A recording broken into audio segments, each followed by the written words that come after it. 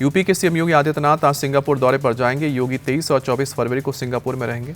इसके बाद वो जापान रवाना हो जाएंगे, जहां 26 फरवरी तक उनका दौरा है। सीएम योगी विदेशियों को प्रदेश में निवेश और आकर्षित करने, औद्योगिक सहयोग बढ़ाने और अंतर्राष्ट्रीय साझेदारी को मजबूत करने के प्रयास में जुटे हैं।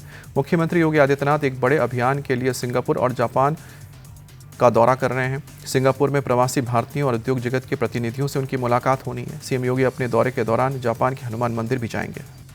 असम दौरे के दूसरे दिन केंद्रीय गृह मंत्री अमित शाह ने घुसपैठ को लेकर कांग्रेस पर हमला बोला है। अमित शाह ने कहा है कि कांग्रेस ने सिर्फ अपने फायदे के लिए असम को घुसपैठियों का अड्डा बना दिया है। देश को घुसपैठ मुक्त कराने के लिए कलेजा, हिम्मत और दृढ़ संकल्प चाहिए। प्रधानमंत्री मोदी में ये तीनों है, लेकिन राहुल गांधी में एक बार भी घुसपैठियों को लेकर कोई बयान ना देना अपने आप में कई सिरे बोलता है। स्वामी अभिमुक्तेश्वरानंद की मुश्किलें बढ़ने वाली हैं। नाबालिगों के यौन शोषण के मामले में पॉक्सको स्पेशल कोर्ट ने एफआईआर दर्ज करने का आदेश दिया है। स्वामी अभिमुक्तेश्वरानंद और उनके शिष्य मुकुंद गिरी के खिलाफ प्रयागराज के झूंसी थाने में मामला दर्ज किया जाएगा और शंभुकारी पीठाधीश्वर आशुतोष ब्रह्मचारी ने अभिमुक्तेश्वरानंद के आश्रम में नाबालिगों के यौन शोषण का आरोप लगाया है। 13 फरवरी को 2 पीड़ित नाबालिगों का बयान भी कोर्ट में दर्ज कराया गया था। कोर्ट के एफआईआर दर्ज करने के आदेश पर स्वामी अभिमुक्तेश्वरानंद की पहली प्रतिक्रिया सामने आई है। स्वामी अभिमुक्तेश्वरानंद ने अपनी सफाई में कहा है कि मेरे ऊपर झूठा केस लगाया गया है, जिसे आरोप लगाए गए हैं वो खुद एक हिस्ट्री शीटर है। शंकराचार्य ने कोर्ट पर भरोसा जताते हुए कहा कि फर्जी केस फर्जी ही साबित होगा। मैं सच्चाई के रास्ते पर चलता हूं, इसलिए ऐसे झूठे आरोपों को मुझ पर कुछ फर्क नहीं पड़ेगा। राजस्थान की पूर्व सीएम वसुंधरा राजे झालावाड़ में एक सभा के दौरान कविता सुनकर भावुक हो गईं और अपने आंसू नहीं रोक पाईं। वसुंधरा राजे झालावाड़ में सांसद दुष्यंत सिंह की जन संवाद पदयात्रा को हरी झंडी दिखाने पहुंची थी। वहीं कार्यक्रम में वो माता पिता और भाई पर लिखी कविता सुनकर भावुक हो गईं। गुरुग्राम में छात्रा को बंधक बनाकर बुरी तरह से पीटने का मामला सामने आया है। आरोप है कि लिव इन पार्टनर त्रिपुरा की रहने वाली पीड़ित छात्रा के साथ लिव इन में रह रहा था और पढ़ाई कर रहा था। पुलिस ने शिकायत मिलने पर आरोपी शिवम को गिरफ्तार कर लिया। पुलिस के मुताबिक दोनों की शादी की बात चल रही थी, लेकिन लड़का अपनी पार्टनर पर शक करता था, इसलिए उसे प्रताड़ित करने लगा।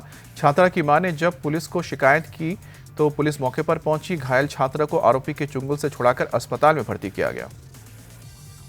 बनारस हिंदू विश्वविद्यालय में हुई फायरिंग के बाद छात्रों के प्रोटेस्ट को देखते हुए कैंपस में भारी संख्या में पुलिस की तैनाती की गई। शनिवार देर रात बिरला हॉस्पिटल के सामने फायरिंग की सूचना पर सैकड़ों छात्र हॉस्टल से बाहर निकलकर चौराहे पर धरने पर बैठ गए और यूनिवर्सिटी प्रशासन के खिलाफ नारेबाजी करने लगे, जिसके बाद हालात को संभालने के लिए कैंपस की बिजली काट दी गई। 6 थानों की पुलिस अब भी कैंपस में तैनात है।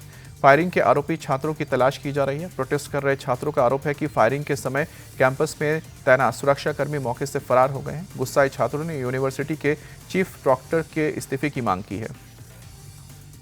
यूपी के हरदोई में एक शादी समारोह के दौरान दबंगों ने एक युवक पर हमला बोल दिया और तमंचे की नोक पर अगवा करने की कोशिश की, जिससे मैरिज लॉन में अफरा तफरी मच गई। दबंगों ने युवक की पहले बेरहमी से पिटाई की और उसके बाद तमंचा तानकर गोली लगने की धमकी देने लगे। युवक के शोर मचाने पर वहां मौजूद लोगों ने हिम्मत दिखाई और हमलावरों को खदेड़ दिया तो कोई बड़ी वारदात हो सकती थी। भीड़ ने एक हमलावर को पकड़कर पुलिस के हवाले कर दिया। बाकी की तलाश की जा रही है।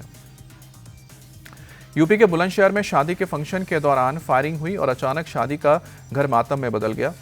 जानकारी के मुताबिक 16 साल के रॉबिन ने पिता की लाइसेंसी पिस्टल से फायरिंग की, जिसके बाद घर की बालकनी में खड़े 9 साल के बच्चे को गोली लग गई। ढोल नगाड़ों के बीच मातम पसर गया। 9 साल का बच्चे को अस्पताल में भर्ती कराया गया। बच्चा कोमा में चला गया है और सभी लोग इस वक्त गम में हैं। घटना का वीडियो सीसीटीवी में कैद हुआ है। उत्तर प्रदेश के कासगंज में एक ही परिवार के 5 लोगों के शव घर से बरामद किए गए हैं। बताया जा रहा है कि 3 दिनों से ये घर में बंद था, जिसके बाद आस पड़ोस के लोग पुलिस को खबर दी। पुलिस की टीम जब मौके पर पहुंची तो सभी के होश उड़ गए। घर के अंदर फंदे पर लटके श्यामवीर और उनकी पत्नी शीला मिले। वहीं पर पास में ही 3 बच्चों के शव पड़े थे। आशंका जताई जा रही है कि 50 साल के श्यामवीर और 48 साल की उसकी पत्नी शीला ने पहले बच्चों की हत्या की और फिर दोनों ने फांसी लगाकर अपनी जान दे दी।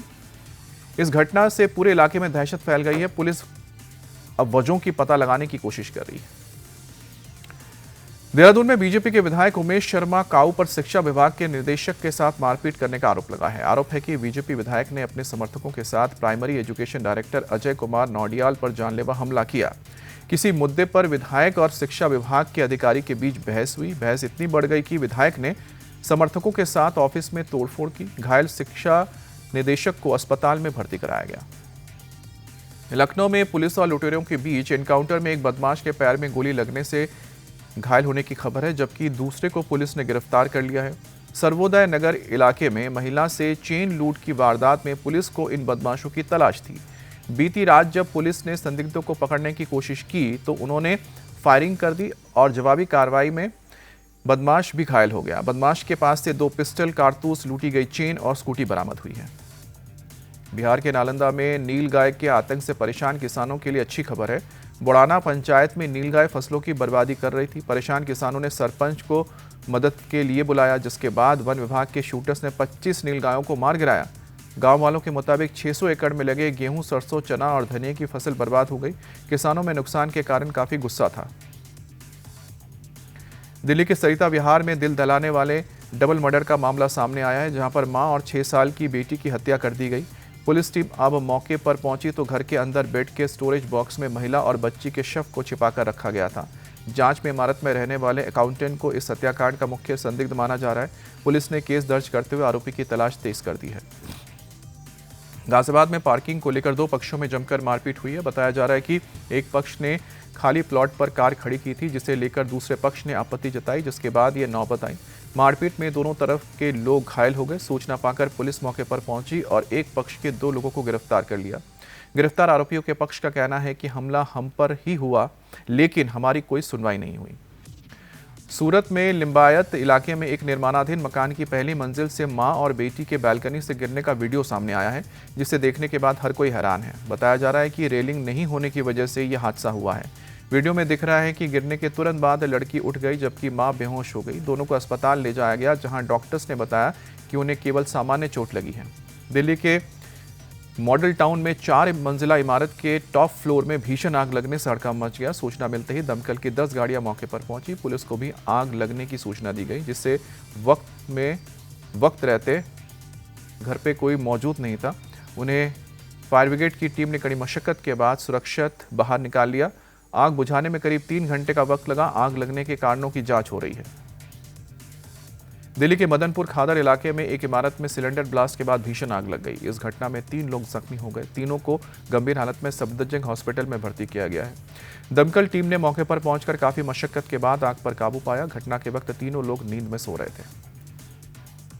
जम्मू कश्मीर के कुलगाम में एक मकान में आग लगने से पूरे इलाके में हड़कंप मच गया और देखते ही देखते आग ने पूरे मकान को अपनी चपेट में ले लिया। धुआं कर उठने लगी लपटें। घटना के बाद घरों से लोग बाहर निकल आए। दमकल की टीम ने कड़ी मशक्कत के बाद आग पर काबू पाया।